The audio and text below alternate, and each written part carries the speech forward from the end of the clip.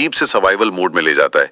जब हम किसी कम्पिटिटिव एग्जाम का पेपर देखते हैं तो पहली नजर में लगता है कि बस फैक्ट्स याद करो और सही जवाब टिक कर दो। राइट, एक मैकेनिकल सा प्रोसेस लगता है। बिल्कुल, लेकिन आज हम जिस टॉपिक पर ये डीप डाइव कर रहे हैं वो इस सोच को बिल्कुल बदल देगा।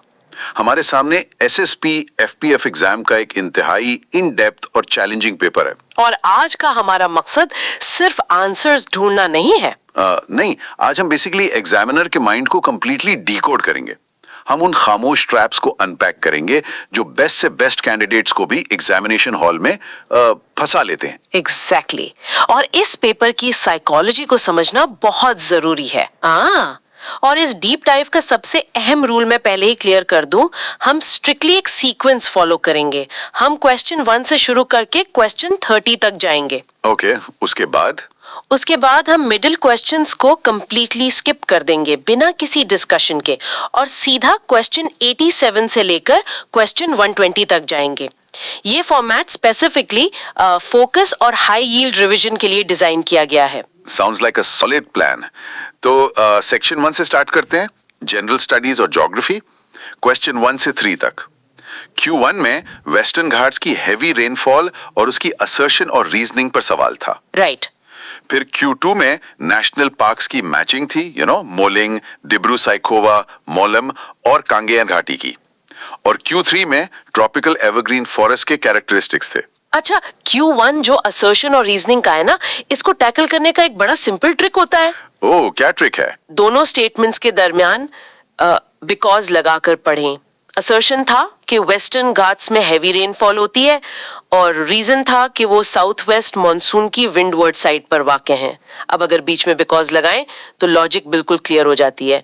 पहाड़ की जिस साइड पे हवाएं टकराती हैं यानी विंडवर्ड साइड, वहां बारिश होती है। Make sense. एक दीवार और पानी के पाइप वाली एग्जांपल माइंड में आती है। एग्जैक्टली। और Q3 में जो ट्रॉपिकल एवरग्रीन फॉरेस्ट का सवाल था, उसमें एग्जामिनर ने एक ट्रैप रखा था। एक ऑप्शन था कि they shed their leaves in a specific season. Wait, evergreen forest तो अपने पत्ते नहीं गिराते ना? बिल्कुल, नाम से ही जाहिर है एवरग्रीन। तो वो शेडिंग लीव्स वाला स्टेटमेंट स्पेसिफिकली इनकरेक्ट था और वही कैच करना था कैंडिडेट्स को। अच्छा, Q4 से Q11 तक हिस्ट्री और कल्चर का पोर्शन है। Q4 चैतन्य महाप्रभु की संकीर्तन मूवमेंट पर था। हाँ, भक्ति मूवमेंट से। और Q5 कर्नाटिक वर्सेस हिंदुस्तानी म्यूजिक और असम के बिहू सॉन्ग्स पे था। मैं यहाँ एक क्रॉस क्वेश्चन करना चाहता हूँ। ये जो मैचिंग और क्रोनोलॉजिकल क्वेश्चंस होते हैं, इसमें सबसे कॉमन मिस्टेक क्या होती है? सबसे बड़ी मिस्टेक एलिमिनेशन मेथड को यूज ना करना है। Q6 की मिसाल ले लीजिए। सवाल था कि कौन सी स्टेटमेंट इनकरेक्ट है। उन्होंने लिख दिया कि मनुस्मृति एक बुद्धिस्ट टेक्स्ट है जो संघा रूल्स के बारे में है। व्हाट? मनुस्मृति तो एंशिएंट हिंदू लीगल फ्रेमवर्क है। बुद्धिस्ट रूल्स तो विनय पिटका में होते हैं। एग्जैक्टली। अब जिस कैंडिडेट ने स्ट्रेस में इनकरेक्ट का वर्ड नहीं पढ़ा, वो किसी और करेक्ट स्टेटमेंट को टिक कर देगा। एग्जामिनर यहाँ हिस्ट्री नहीं, रीडिंग कॉम्प्रिहेंशन टेस्ट कर रहा है। ओह वाओ, सेम चीज Q7 में थी, जहाँ बृहदेश्वरा टेम्पल को हम्पी में बता दिया गया। राइट, जबकि वो थांजावुर में है। और Q8 से Q11 तक भी यही मैचिंग चल रही थी। गवर्नर जनरल्स हो गए या Q10 में विजयनगर फाउंडर्स का पूछा, लोग कृष्णदेव राय का नाम सुनकर उसको टिक कर देते हैं क्योंकि वो सबसे फेमस रूलर था वहां का। हाँ, लेकिन फाउंडर्स तो हरिहरा और बुक्का थे ना 14th सेंचुरी में। फेम वर्सेस फैक्ट का ट्रैप है ये। और Q11 में आर्या और ब्रह्मो समाज के फाउंडर्स, लोग दबेंद्रनाथ टैगोर और केशव चंद्र सेन में कंफ्यूज हो जाते हैं। सही। अच्छा, अब Q12 से Q22 तक चलते हैं। जनरल साइंस और पॉलिटिकल ज्योग्राफी। साइंस के बेसिक्स टेस्ट हुए हैं। Q12 में ऑर्गेनिजम्स और किंगडम्स, Q13 में सलाइवा और एमाइलेज एंजाइम और Q14 में एक बड़ा इंटरेस्टिंग सवाल था, लिक्विड नॉन मेटल वाला। हाँ, पूछा था कि रूम टेम्परेचर पर लिक्विड नॉन मेटल कौन सा होता है। अब जैसे ही कोई लिक्विड और टेम्परेचर पड़ता है, दिमाग डायरेक्टली मर्करी पे जाता है। मैं खुद भी मर्करी सोच रहा था। सवाल स्पेसिफिकली लिक्विड नॉन मेटल का था, जो कि ब्रोमीन होता है। उसके अलावा Q15 में फिजिकल वर्सेस केमिकल चेंजेस का टेस्ट था, जैसे रस्टिंग और बर्निंग। और Q16 में न्यूटन्स फर्स्ट लॉ। साइंस के क्वेश्चंस डायरेक्ट होते हैं, लेकिन बस बेसिक्स क्लियर होने चाहिए। अच्छा, ज्योग्राफी और करंट स्कीम्स में भी कम ट्रैप्स नहीं है। Q17 में स्टेट्स और कैपिटल्स की मैचिंग थी और Q18 जो स्वच्छ भारत ग्रामीण का था उसमें एक बहुत बड़ा ट्रैप था। ओ, मिनिस्ट्री ऑफ जल शक्ति वाला। एग्जैक्टली अब ग्रामीण लफ्ज देखते ही कैंडिडेट सोचेगा कि ये मिनिस्ट्री ऑफ रूरल डेवलपमेंट का हिस्सा होगा या फिर हेल्थ मिनिस्ट्री का होगा। लेकिन असल में ये मिनिस्ट्री ऑफ जल शक्ति के अंडर आता है और इसकी लॉजिक बहुत सिंपल है। रूरल सैनिटेशन और टॉयलेट्स का सिस्टम कंप्लीटली वाटर सप्लाई पे डिपेंड करता है। बगैर पानी के सैनिटेशन फेल है। एग्जामिनर कैंडिडेट्स की कॉमन सेंस अजम्पशन से खेल रहा था। It's all about reading carefully. फिर Q19 में Ayushman Bharat digital mission components थे और ज्योग्राफी में Q20 से Q22 तक मैप विजुअलाइजेशन थी। Q20 Jhelum river eight Verinag, Q21 passes को वेस्ट से ईस्ट अरेंज करना था। हाजी पीर, फिर बनिहाल और फिर सच पास। सही। और Q22 में पीर पंजाल पीक्स जैसे द्योतिब्बा और इंद्रसन, इनको माइंड में कैसे मैप करते हैं? इसके लिए आपको नॉर्दर्न ज्योग्राफी का एक मेंटल मैप विजुअलाइज करना पड़ता है। रटने से काम नहीं चलता।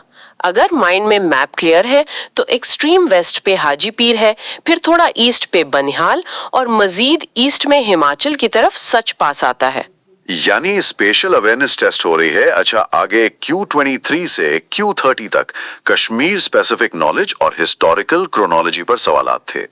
Q23 हजरत बल श्राइन डिटेल्स जहां इशरत महल का जिक्र था। Q24 पेपर मैशे का असर्जन region. Q25 fourth Buddhist council के प्रेसिडेंट वासुमित्रा। और Q26 हजरत बुलबुल शाह के बारे में। ये रीजनल हिस्ट्री के क्वेश्चंस दिखाते हैं कि एग्जामिनर उन कैंडिडेट्स को ढूंढ रहा है जिन्हें अपने रीजन की डीप सोशियो कल्चरल नॉलेज हो। बिल्कुल, सिर्फ सरफेस लेवल रट्टा काफी नहीं है। फिर क्रोनोलॉजी का पोस्टमार्टम करें अगर Q27 में बैटल ऑफ शोपियन 1819, Q28 में शेख अब्दुल्ला और मुस्लिम कॉन्फ्रेंस 1932। क्रोनोलॉजी से स्टूडेंट्स अक्सर डरते हैं। Q29 में राजा तरंगिनी रूलर्स का ऑर्डर था, दुर्लभ वर्धन, हर्षा, ललितादित्य, अवंती वर्मन। और Q30 में स्टेट फॉर्मेशन ऑर्डर जैसे गुजरात, हरियाणा, मिजोरम, फिर उत्तराखंड। इसको हैंडल करने का वाहिद तरीका हिस्टोरिकल फ्लो को एज अ स्टोरी याद रखना है। सही। अच्छा, तो हमारा Q3D तक का सफर मुकम्मल हो गया है? बिल्कुल, और अब हम रूल्स के मुताबिक मिडिल सेक्शंस को कंप्लीटली स्किप कर रहे हैं। Done, no middle questions. हम इनको डिस्कस ही नहीं करेंगे, सीधा चलते हैं क्वेश्चन 87 पर, जो कि इंग्लिश ग्रामर और वोकैबुलरी का पोर्शन है। चलें, लैंग्वेज सेक्शन शुरू होता है Q87 से। आर्टिकल्स की बात थी, एक फ्रेज था अन आर और अ यूनिवर्सिटी, और फिर Q88 में एन NCC कैडेट और एन ऑफिसर, और Q89 में द चीता और एन इनक्रेडिबल स्पीड। अब यूनिवर्सिटी तो यू से शुरू होता है जो वॉवल है, तो वहां एन क्यों नहीं आया? ये बड़ा क्लासिक रूल है। इंग्लिश ग्रामर में आर्टिकल्स का रूल लेटर पे नहीं, फोनेटिक्स यानी आवाज पे चलता है। यूनिवर्सिटी लिखने में जरूर वावल से शुरू होता है, लेकिन उसकी आवाज यू यानी कॉन्सोनेंट की आती है। अच्छा, इसलिए अ यूनिवर्सिटी होता है। बिल्कुल, और आर में एच साइलेंट है तो वाउल साउंड ओ की आती है, इसलिए एन आर।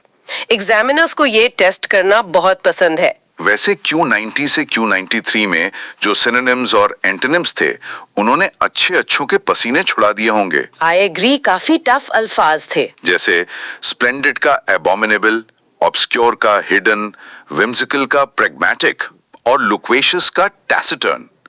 अगर किसी को इन अननोन वर्ड्स का मतलब ही ना पता हो तो वो गेस कैसे करे? इसका ट्रिक रूट वर्ड्स और टोन एनालिसिस में होता है। जैसे लुक्वेशियस वर्ड रूट लॉक से निकला है, जिसका मतलब है बोलना, तो इसका ऑपोजिट ऑब्वियसली कोई ऐसी चीज होगी जो खामोशी से रिलेटेड हो, जैसे taciturn. Oh, that makes a lot of sense. और विम्सिकल का मतलब है अनप्रिडिक्टेबल या ख्याली, तो इसका एंटोनिम होगा प्रैग्मेटिक, यानी जो प्रैक्टिकल और ग्राउंडेड हो। फिर प्रेपोजिशंस थे Q94 से Q96 तक। Keen on, concerned about, divided among. ये तो रीडिंग हैबिट से ही नेचुरली आते हैं। हाँ, प्रेपोजिशंस प्रैक्टिस से आते हैं, लेकिन Q97 में ग्रामर का एक डीपर कॉन्सेप्ट टेस्ट हुआ था। इंजॉयटिव वर्ब वाला। एग्जैक्टली। सवाल था the sky darkened before the storm arrived. इसमें इंचॉयटिव वर्ब आइडेंटिफाई करना था। ये इंजॉयटिव वर्ब सुनने में बड़ा ही इंटिमिडेटिंग लगता है। ये होता क्या है एक्चुअली? इसको सिंपल टर्म्स में समझें तो ये वर्ब्स की ऐसी कैटेगरी है जो किसी स्टेट ऑफ चेंज को दिखाती है। इसको एक वीडियो गेम की लोडिंग स्क्रीन की तरह सोचें। अ लोडिंग स्क्रीन? हाँ, जैसे एक लेवल से दूसरे लेवल पे जाने के बीच एक ट्रांजिशन होती है ना, इंचॉइटिव वर्ब सेंटेंस में वही काम करता है। आसमान पहले रोशन था, फिर उसने डार्क होना शुरू किया। ये जो स्टेट चेंज हो रही है, darkened, ये इंचॉइटिव वर्ब है। That is such a brilliant analogy. Transition या loading screen of a sentence. उसके बाद Q100 में transitive और intransitive verbs की मैचिंग थी। अब थोड़ा आगे चलते हैं।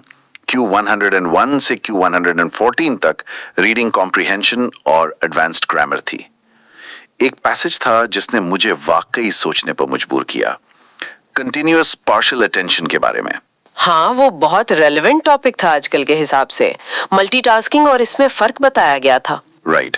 Q102 से Q105 इसी पैसेज पर बेस्ड थे।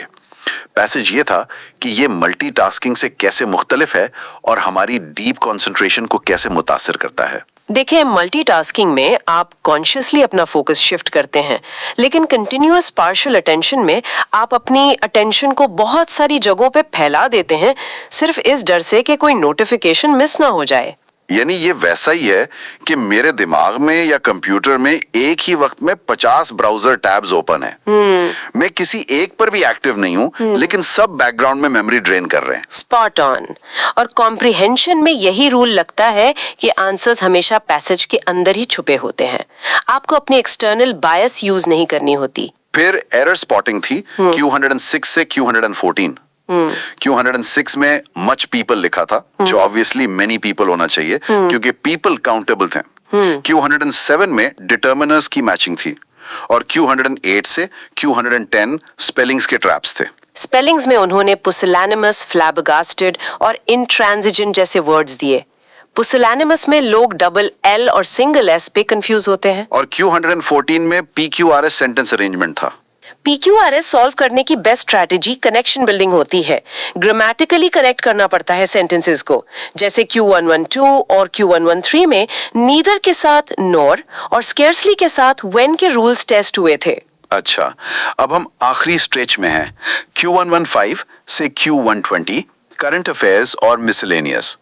Q115 में Tejas LCA Mark 1 by HAL, Q116 में ECI का SIR एक्सरसाइज और Q117 में बायोफार्मा शक्ति मिशन। ये जो बायोफार्मा शक्ति वाला Q117 था, इसमें एग्जामिनर ने कमाल का ट्रैप खेला। 2 फीचर्स दिए थे मिशन के बारे में और दोनों बिल्कुल ठीक थे, लेकिन सवाल पूछा Which of these are not the features? Oh wow, यानी कैंडिडेट्स को अपनी ही नॉलेज पर डाउट होने लगेगा। बिल्कुल। जो बच्चा हाफ नॉलेज के साथ बैठा है वो सोचेगा कि अगर नॉट पूछा है तो जरूर एक गलत होगा, लेकिन जिसकी कॉन्सेप्ट क्लैरिटी है वो आराम से नीदर आई नॉर आई टिक करेगा। ये नॉलेज से ज्यादा आपके कॉन्फिडेंस का टेस्ट था। और फिर स्पोर्ट्स और ज्योग्राफी पे एंड हुआ। Q118 एशिया कप हॉकी 2025 में पाकिस्तान को हराकर इंडिया की जीत।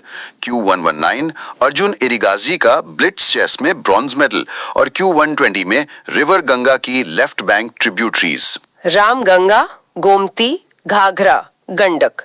फिर से वही map based memory trick apply होती है इनको वेस्ट से ईस्ट ऑर्डर में लगाने के लिए।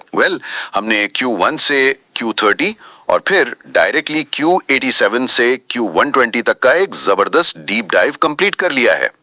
इस सारी गुफ्तगू का समरी यही है कि पेपर क्लियर करने के लिए सिर्फ रट्टा नहीं चलेगा, कॉन्सेप्ट क्लैरिटी और एग्जामिनर के ट्रैप्स जैसे वो जल शक्ति वाला ट्रैप या अंजन यूनिवर्सिटी वाला, इनको समझना बहुत जरूरी है। I totally agree.